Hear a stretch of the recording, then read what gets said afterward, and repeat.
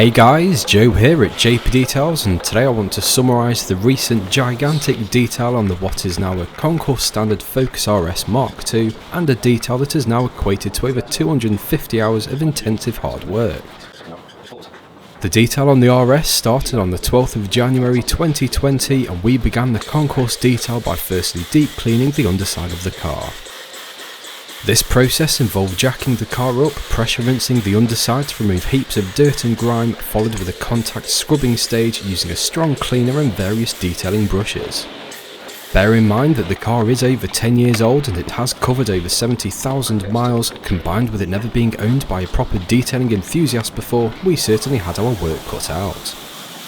I have already gone into massive detail about each of the major stages that the Focus underwent, so if you do want to watch plenty of incredibly informative guides, then be sure to check out the world's most ridiculous Concours Level Detail, as I will be keeping this final summary video straight to the point.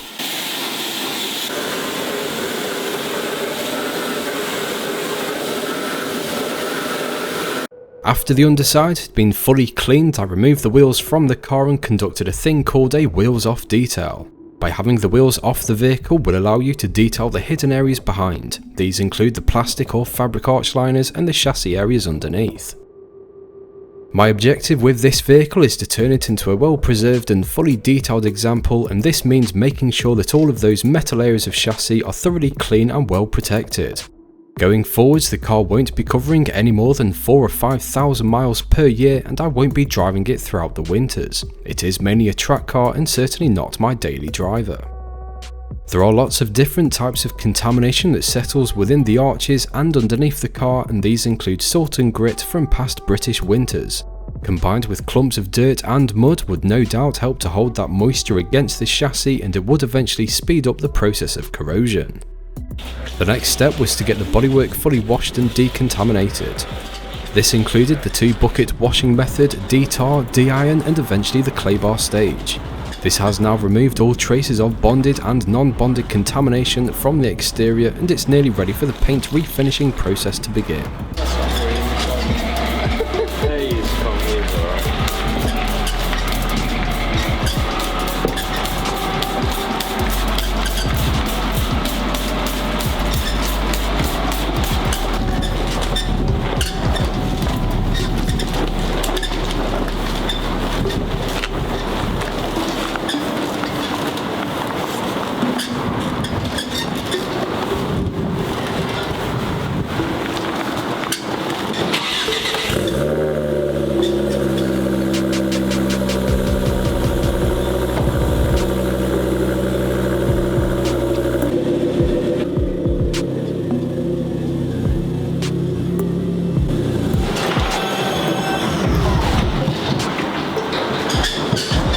With all metal chassis areas being cleaned, Built Amber Hydrate 80 rust converter product was applied to all applicable metal surfaces.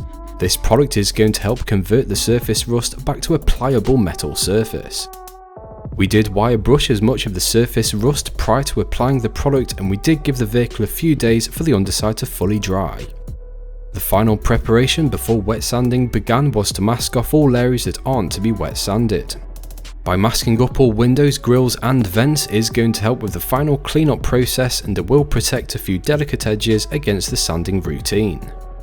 A 2-stage sanding process was then undertaken to reduce the orange peel in the finish and to help get the gloss levels to maximum desirability. The objective with wet sanding is to achieve an even matte finish, although perhaps if I'd have used 1500 grit sandpaper instead of the 2000 grit paper that I did actually use, then perhaps the finish that I achieved would have been slightly less satin.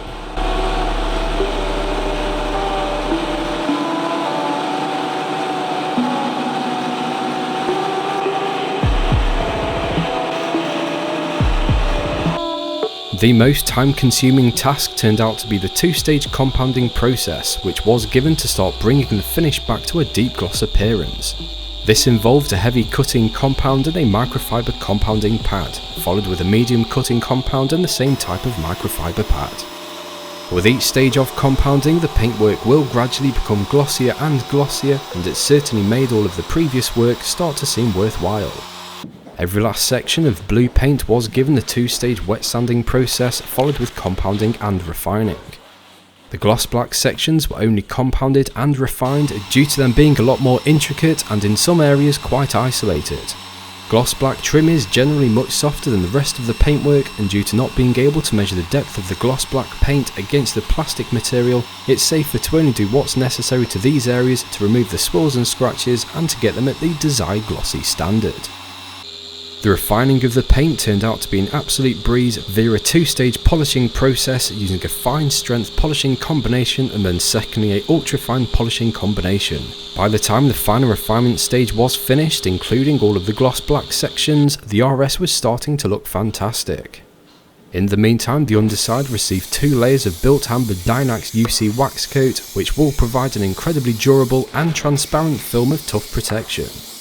It doesn't last for quite as long as the more common thick black underseal does, but the built amber treatment is by far the better finish and it's far more better suited towards the detailing and preservation of nicer cars.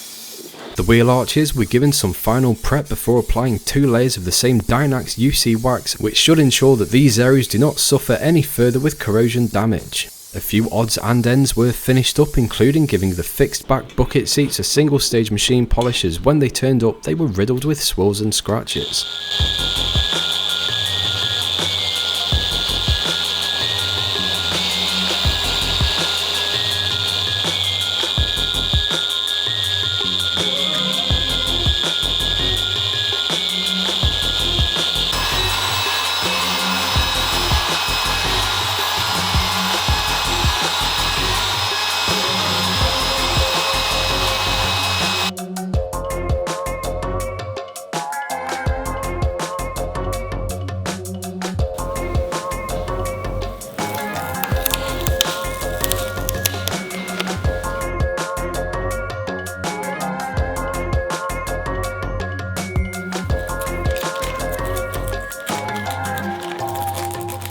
We protected the plastic and fabric arch liners with Gtanic products and also dressed the under tray with 2 layers of lithium trim serum. I gave the Focus its final preparation prior to applying a 3-layer ceramic coating system, and this involved a complete IPA wipe down to remove the polish residue and oils from the surface of the paint. I was sure to inspect the Focus at plenty of different angles to make sure that there is not a single swirl mark left over. The Gtechniq CSL Black 3-layer ceramic coating was applied to the Focus over the course of a single 12-hour day. This coating is going to ensure that the car stays incredibly easy to keep clean, and the gloss levels will remain in the upper 90th percentile for significantly longer compared to traditional waxes and paint sealants.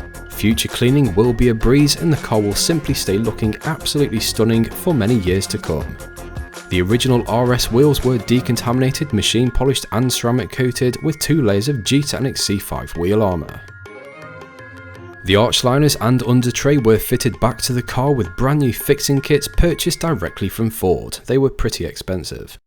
The wheels were fitted back to the car and it was dropped back down for the first time in over 3 weeks. The windows received a 2-stage machine polish to get them ultimately crystal clear, and 3 coats of Gtechniq G1 Clear Vision Smart Glass ceramic coating was applied. Prior to this, I had already spent over 12 hours detailing the engine bay and 36 hours whilst giving the interior a full-on deep interior detail. I have made individual videos for each of these major stages where I do go into huge detail about the products used, tools and technique, plus the entire process step by step. Be sure to check out the other uploads on the Focus RS, as I'm pretty sure that you won't be able to find more informative videos covering the entire process of a concourse level detail. I did keep notes in my diary about how much time went into every single day that the 250-hour detail spanned across, so here's my quick breakdown. In total, the underside took 23.5 hours, the complete wheels off process took 13 hours, wash and decon took 7 hours, wet sanding including the prep took 28.5 hours, compounding at 41.5 hours, refining at 23 hours. Final prep for the coatings and ceramic coating itself took 19 hours, the original RS wheels took 8 hours, brake calipers at 11 hours, ceramic coating the new wheels took 6 hours, interior detail at 36 hours. Engine bay detail at 12 hours, fabric guard finishing the plastic arch liners and refitting took 5 hours. Can't remember what I was doing for 1 hour. Wheels back on plus the underside touch-ups at 2 hours. Polish the seats, dress the plastics and polish the exhaust at 7 hours. Not a clue what the useless guy did for 8 hours, protecting all door seals with Swissvac seal feed at 6 hours.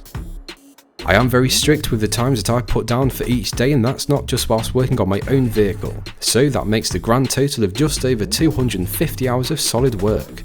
Chances are, and I do know for a fact, that I have spent longer doing various other detailing related duties, including cleaning behind the front and rear lights, one big maintenance detail since the big detail was finished, and additional products for the interior and the engine bay. The total figure is more than likely well over 275 hours. I did receive some help from 2 people throughout the detail on a few days. Joe at Blake Car Care put in a full day's graft at 8 hours, and he turned out to be very helpful and a really nice guy. Please give him a follow on Instagram, I'll stick his social link below.